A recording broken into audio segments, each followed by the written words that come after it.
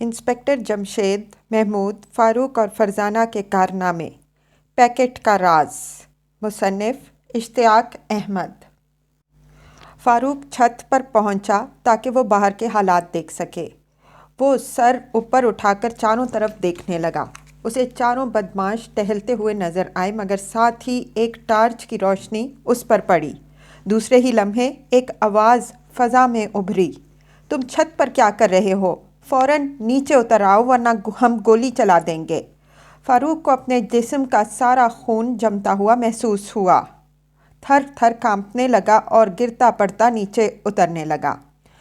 अम्मी नीचे खड़ी परेशान नज़रों से उसे देख रही थीं। क्या हुआ? उन्होंने मुझे छत पर देख लिया। ये तो बहुत बुरा हुआ। अब उन्हें शक हो जाएगा। खुदा जाने महमूद टेलीफ़ोन करने में कामयाब हो गया या नहीं। अभी अल्फाज उनके मुंह से निकले ही थे कि दरवाज़ा एक बार फिर ज़ोर ज़ोर से खटखटाया जाने लगा। अब आई मुसीबत। वो महमूद के मुताल्लिक पूछेंगे तो हमारा क्या जवाब होगा? कह देंगे बाथरूम में गया है। दरवाज़ा बदस्तूर खटखटाया जा रहा था।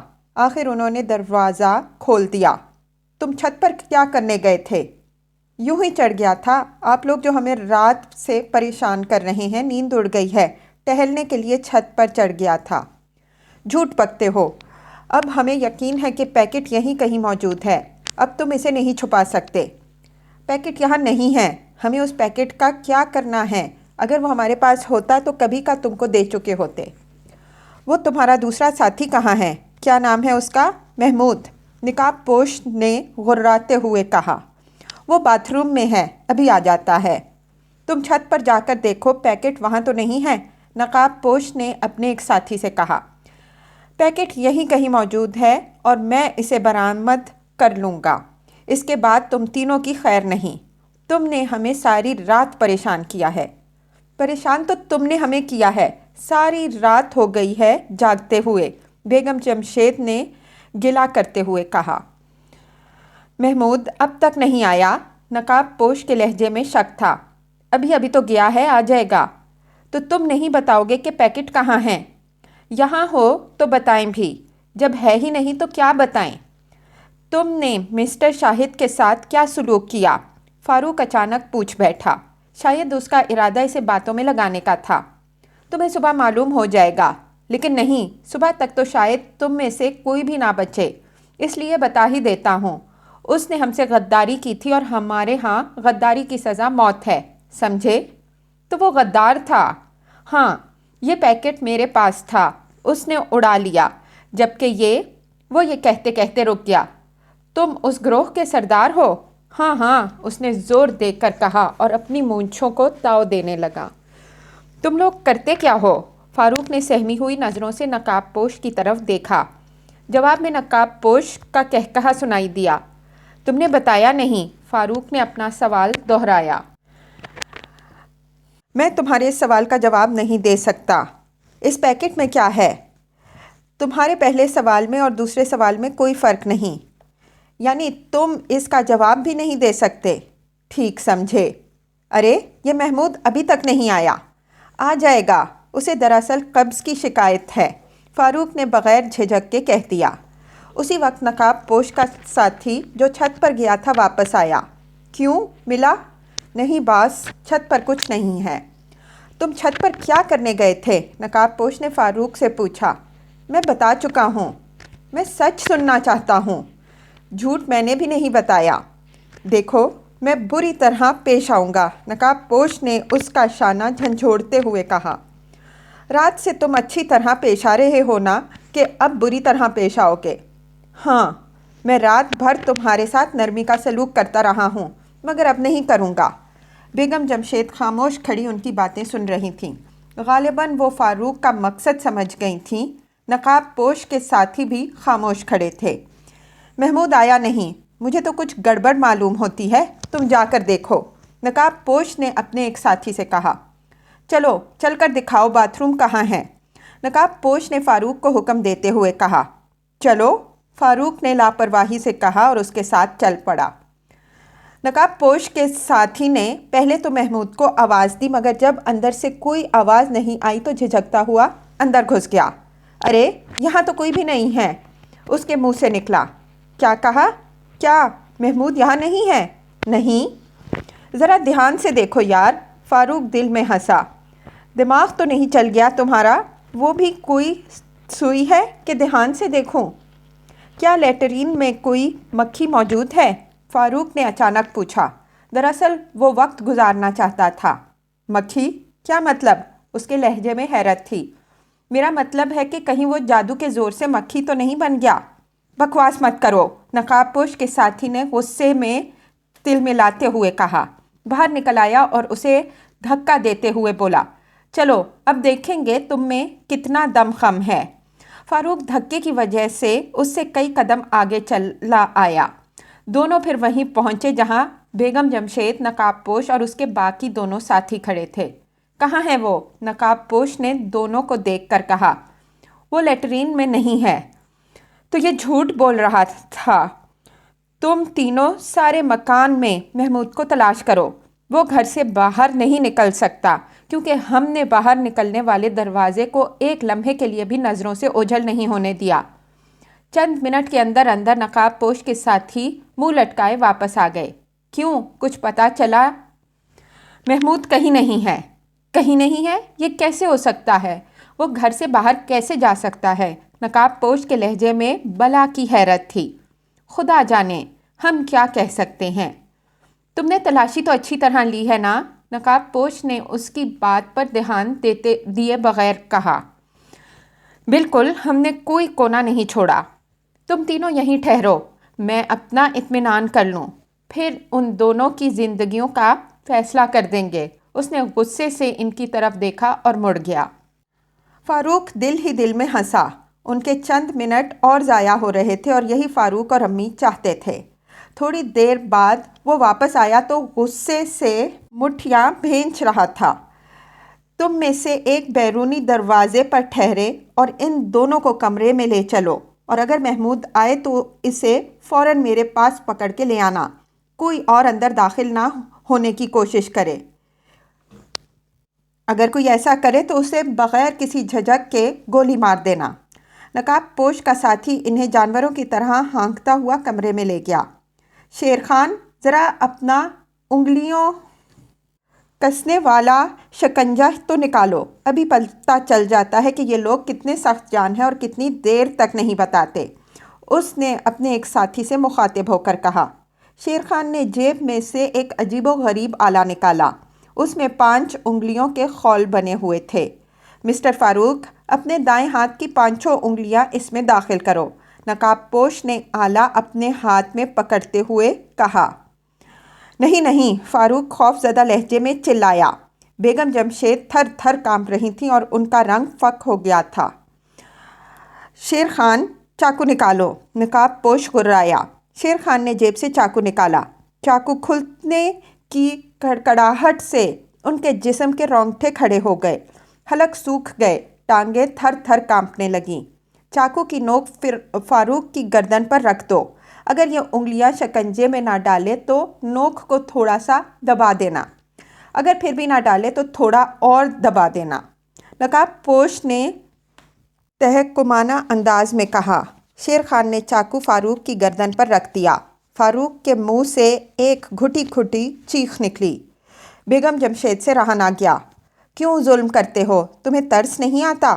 خاموش رہو اور نظارہ دیکھو، ابھی تمہاری باری بھی آتی ہے۔ شیر خان نے چاقو کی نوک گردن میں چبو دی۔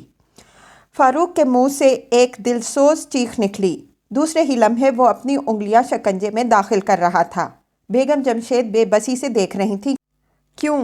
آ گئے نا راہ راست پر، نقاب پوش نے کہا اور شکنجہ کسنے لگا۔ فاروق کے منہ سے دبی دبی سسکیاں نکلنے لگی تھیں۔ بتاؤ، پیکٹ کہاں ہے؟ محمود کدھر ہے؟ فاروق خاموش رہا۔ تکلیف کو برداشت کرنے کے لیے اس نے اپنے ہونٹ بھینچ لیے تھے۔ اس کی آنکھوں میں درد کی شدت سے آنسو جھلملانے لگے تھے، مگر وہ خاموش تھا۔ بیگم جمشید نے تاب نہ لاتے ہوئے آنکھیں بند کر لی تھیں۔ شکنجے پر دباؤ بڑھتا گیا۔ فاروق کے منہ سے سسکیاں نکلتی رہیں، مگر اس نے انہیں کچھ نہ بتایا۔ نقاب پوش نے شکنجہ اس کی انگلیوں سے نکال لیا۔ اب تم اس میں انگلیاں ڈالو، اس نے بیگم جمشید سے کہا۔ نہیں نہیں، یہ ظلم نہ کرو، اسے میری ہی انگلیوں میں رہنے دو، فاروق گڑ گڑایا۔ خاموش رہو، چلو بڑھیا، تم نے سنا نہیں؟ بیگم جمشید نے خاموشی سے انگلیاں اس شکنجے میں ڈال دیں۔ فاروق، تم اس تکلیف سے آشنا ہو، اب یہی تکلیف تمہاری امی کو پہنچائی جائے گی، ان بوڑھی انگلیوں کو۔ تم یہ نہ سمجھنا کہ میں نے تمہاری انگلیوں پر پورا شکنجہ کس دیا تھا، میں نے تو تمہیں نمونہ دکھایا تھا۔ اصل بات تو اب ہوگی۔ تم اپنی تکلیف تو برداشت کر سکتے ہو، لیکن کیا اپنی امی کی تکلیف برداشت کر لو گے؟ فاروق خاموش رہا۔ نقاب پوش نے شکنجہ کسنا شروع کیا۔ بیگم جمشید کے منہ سے سسکیاں نکلنے لگیں۔ فاروق بے چین ہو گیا۔ وہ امی کو ذرا بھی تکلیف میں نہیں دیکھ سکتا تھا، مگر اس وقت مسئلہ ان سب کی زندگی کا تھا۔ وہ خاموش رہا۔ شکنجے پر دباؤ بڑھتا رہا، یہاں تک کہ امی کے منہ سے چیخیں نکلنے لگیں۔ فاروق کے صبر کا پیمانہ لبریز ہو گیا۔ وہ چلا اٹھا، ٹھہرو، بند کرو یہ ظلم، میں تمہیں سب کچھ بتاتا ہوں۔ فاروق، بیگم جمشید چلائیں، خبردار جو تم نے منہ سے ایک لفظ بھی نکالا۔ مگر امی، میں یہ سب کچھ نہیں دیکھ سکتا، آپ کی چیخیں نہیں سن سکتا۔ تو اپنی آنکھیں بند کر لو، اپنے کانوں میں انگلیاں ٹھونس لو، بیگم جمشید نے آنسو پیتے ہوئے کہا۔ تو یہ لو۔ نقاب پوش نے شکنجے پر اور دباؤ ڈالا اور ان کے منہ سے ایک دل خراش چیخ نکلی۔ بس کرو، میں تمہیں بتاتا ہوں۔ فاروق سے برداشت نہ ہو سکا۔ نہیں، تم کچھ نہیں بتاؤ گے، امی چلائیں۔ میں کہتا ہوں شکنجہ کھول دو، میں تمہیں سب بتا دوں گا۔ نہیں، اسی حالت میں بتاؤ۔ یہ نہیں ہو سکتا، پہلے شکنجہ کھولو۔ چلو خیر، یوں ہی صحیح۔ نقاب پوش شکنجہ کھولنے لگا۔ فون کیے ہوئے تقریباً 10 منٹ گزر گئے تھے، مگر ابھی تک کوئی نہ آیا تھا۔ محمود کا ایک ایک منٹ انتہائی بے چینی سے گزر رہا تھا۔ اس نے ہمت کر کے باہر کی طرف جھانک کر دیکھا تو اسے نقاب پوش اور اس کے ساتھیوں میں سے کوئی بھی نظر نہ آیا۔ اسے بڑی حیرت ہوئی۔ وہ شیرازی صاحب کی کوٹھی سے باہر نکل آیا، پھر بھی اسے کوئی نہ نظر آیا۔ اب تو اس کی حیرت کی انتہا نہ رہی۔ وہ دیوار سے لگا اپنے دروازے کی طرف بڑھنے لگا، یہاں تک کہ وہ دروازے تک پہنچ گیا۔ اس نے دروازے پر ہاتھ رکھا، تھوڑا سا دباؤ ڈالا، اس طرح کہ کوئی آواز پیدا نہ ہو سکی۔ دروازہ اندر سے بند تھا۔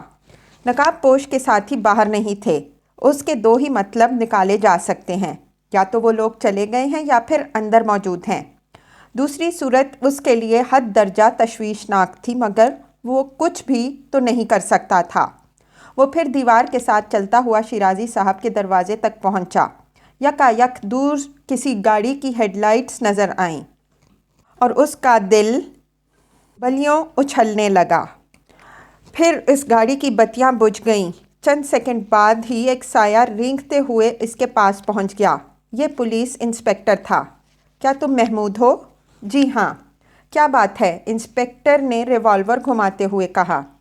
آپ اپنے آدمیوں سمیت میرے پیچھے آئیے، کچھ بتاؤ بھی تو۔ ابھی کچھ نہ پوچھیں، یہ تفصیل میں جانے کا وقت نہیں۔ میرا خیال ہے کہ وہ لوگ ہمارے گھر کے اندر ہیں اور خدا معلوم اندر کیا حال ہو، لہٰذا سب سے پہلے اندر والوں کو بچانے کی کوشش کریں، بات تو بعد میں بھی معلوم ہو جائے گی۔ All right. اس نے اپنے آدمیوں کو آگے بڑھنے کا اشارہ کیا اور خود بھی محمود کے پیچھے چلنے لگا۔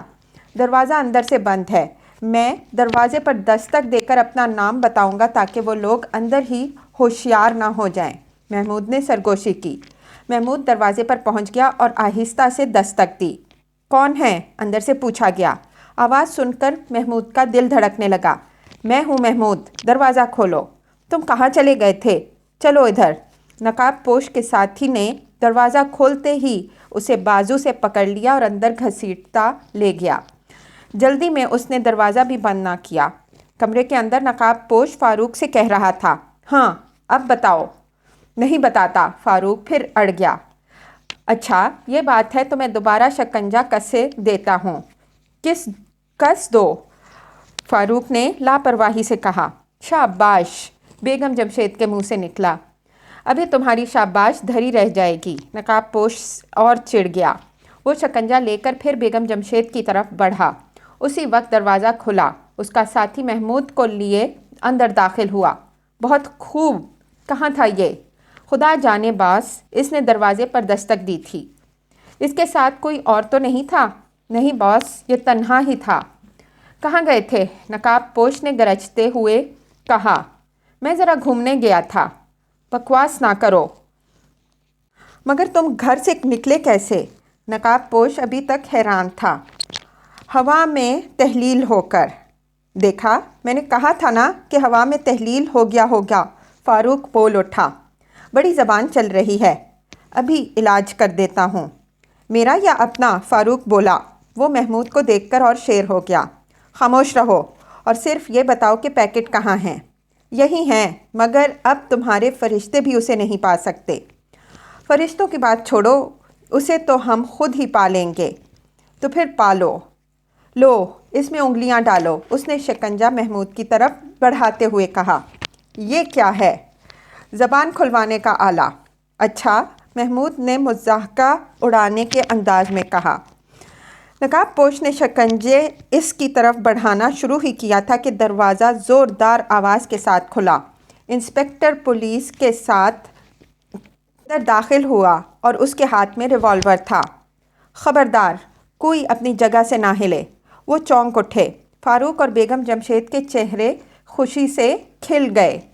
ہاتھ اوپر اٹھا لو، انسپکٹر نے حکم دیا۔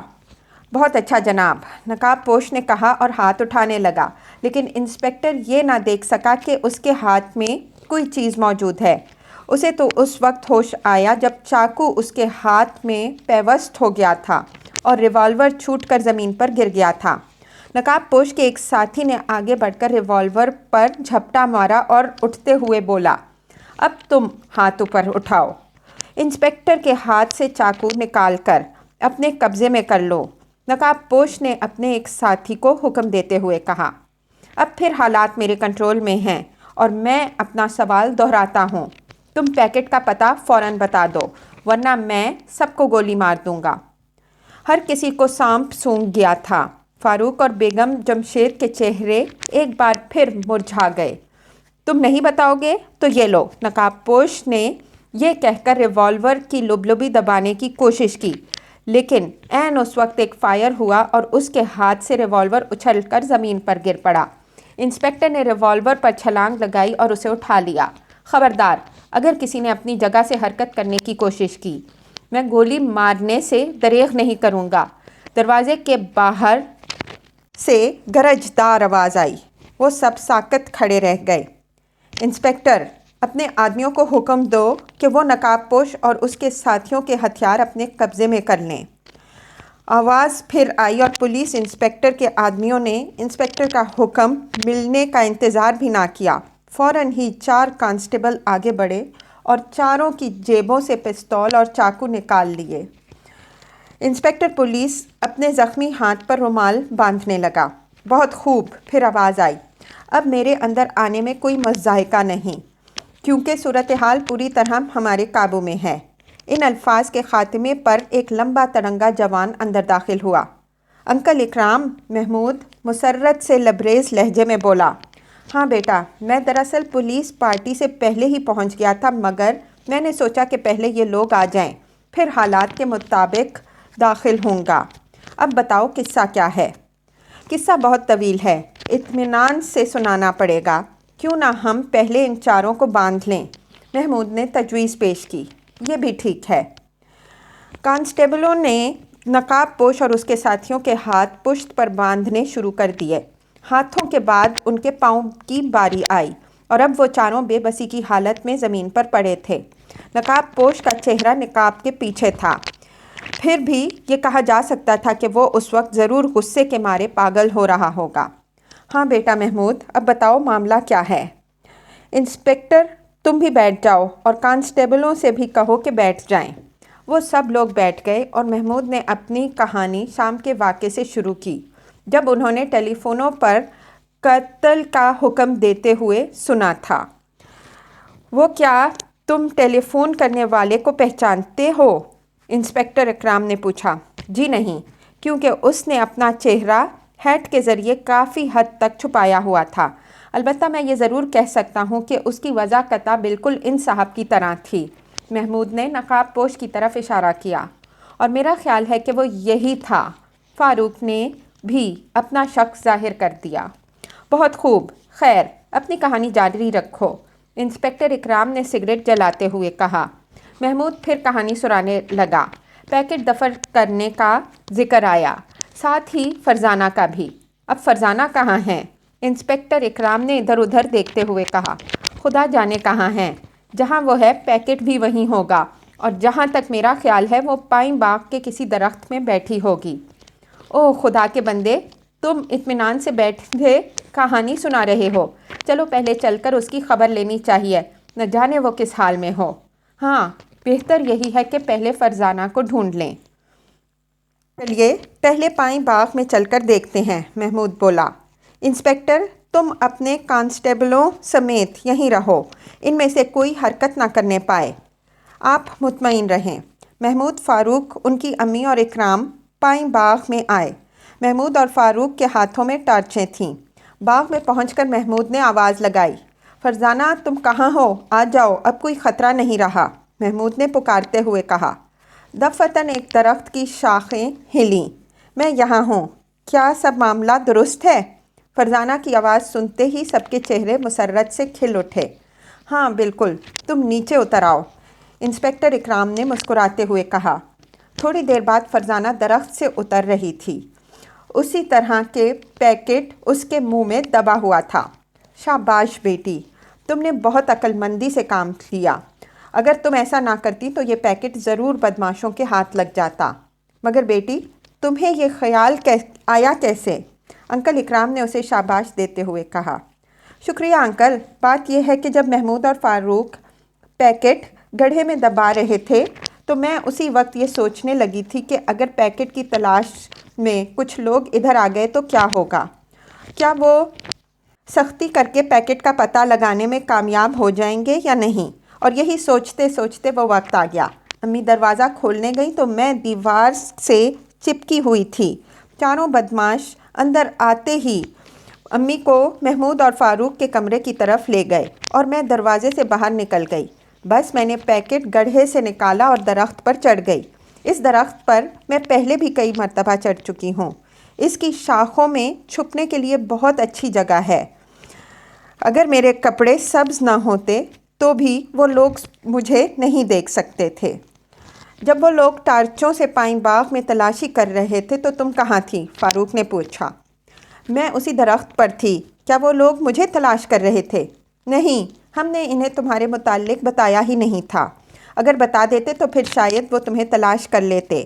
وہ تو یہاں پیکٹ کی تلاش میں آئے تھے۔ بھائی بہت خوب، تم نے یہ بھی بہت عقل مندی کا کام کیا کہ فرزانہ کا نام تک ان لوگوں کے سامنے نہیں لیا۔ اچھا اب چلو ذرا یہ بھی تو دیکھیں کہ یہ لوگ ہیں کون اور اس پیکٹ میں ہے کیا۔ پھر وہ اسی کمرے میں آئے۔ ہر کوئی اپنی جگہ پر موجود تھا۔ اکرام نے پیکٹ ان چاروں کے سامنے لہرایا۔ یہ ہے وہ پیکٹ جس کی تمہیں تلاش تھی۔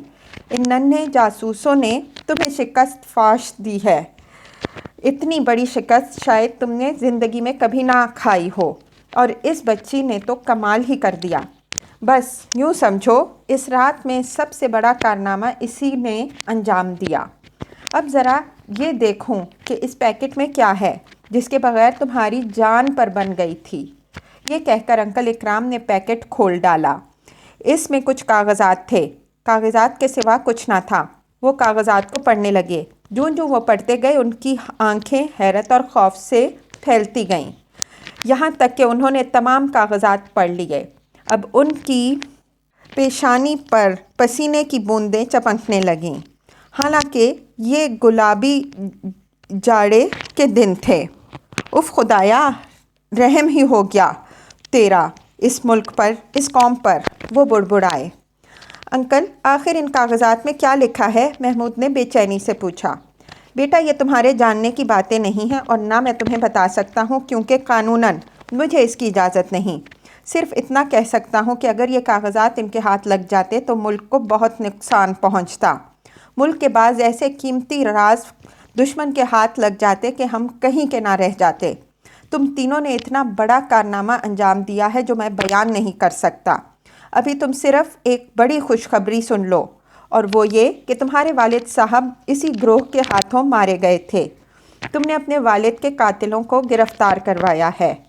سب کے منہ حیرت سے کھلے رہ گئے اور بیگم جمشید کی آنکھوں میں آنسو بھر آئے۔ انہیں ان کے شوہر یاد آ گئے تھے۔ آپ فکر نہ کریں، اب انہیں پھانسی کے پھندے سے دنیا کی کوئی طاقت نہیں بچا سکتی۔ یکایک اکرام صاحب کو کچھ خیال آیا۔ انہوں نے انسپکٹر کو حکم دیا، اس شخص کا نقاب اتارو۔ انسپکٹر اکرام آگے بڑھا اور اس نے نقاب پوش کا نقاب نوچ لیا۔ محمود، فاروق، فرزانہ، بیگم جمشید اور خود انسپکٹر اکرام حیرت زدہ رہ گئے۔ ان کے منہ سے بے ساختہ نکلا، شیرازی؟ ان کے وہم و گمان میں بھی یہ بات نہ تھی کہ ان کا ہمسایہ شیرازی ان مجرموں کا سردار ہوگا۔ یہ انہوں نے کبھی نہ سوچا تھا۔ ہتھ کڑیاں لگا دو ان سب کو اور لے چلو۔ پھر انسپکٹر پولیس سے بولا، میں محمود کو ساتھ لے کر شاہد کے گھر جا کے دیکھتا ہوں کہ وہاں کیا بات ہے۔ اگر گڑبڑ ہوئی تو فون کر کے تمہیں بلا لوں گا۔ آل رائٹ سر، انسپکٹر نے سلام کیا۔ ذرا ٹھہریے، میں ان سے ایک بات پوچھتا ہوں۔ محمود کو کچھ خیال آیا۔ کن سے؟ مسٹر نقاب پوش سے۔ ضرور پوچھو بیٹا۔ تمہیں معلوم تھا کہ اس گھر میں فرزانہ بھی رہتی ہے، پھر تم نے اس کے متعلق کیوں نہ پوچھا؟ محمود نے سوال کیا۔ میں خود کیسے پوچھ سکتا تھا؟ البتہ ہم اسی کو تلاش کرتے پھر رہے تھے۔ پائیں باغ میں بھی ہم اسے ہی تلاش کر رہے تھے۔ فرزانہ کی وجہ سے ہی تو ہم یہاں سے ٹلے نہیں تھے، ورنہ پہلی مرتبہ تلاشی لینے کے بعد ہی یہاں سے چلے گئے ہوتے۔ ٹھیک ہے، اب آپ انہیں لے جائیں۔ نقاب پوش اور اس کے ساتھیوں کو جیپ میں بٹھایا گیا، پھر جیپ روانہ ہو گئی۔ محمود، تم میرے ساتھ چلو، انکل اکرام نے کہا۔ چلیے۔ محمود اور فاروق اس کے ساتھ چل دیے۔ وہاں انہیں شاہد کی لاش ہی ملی۔ انسپکٹر اکرام نے ٹیلی فون کر کے پولیس کو اطلاع دی اور واپس چل پڑے۔ دوسرے دن اخبارات نے محمود، فاروق، فرزانہ اور بیگم جمشید کی تصویریں پہلے صفحے پر شائع کیں۔ ان کی کہانی کے ساتھ ایک بار پھر انسپکٹر جمشید کی کہانی کو دہرایا گیا، جنہوں نے وطن کی خاطر جان قربان کی تھی۔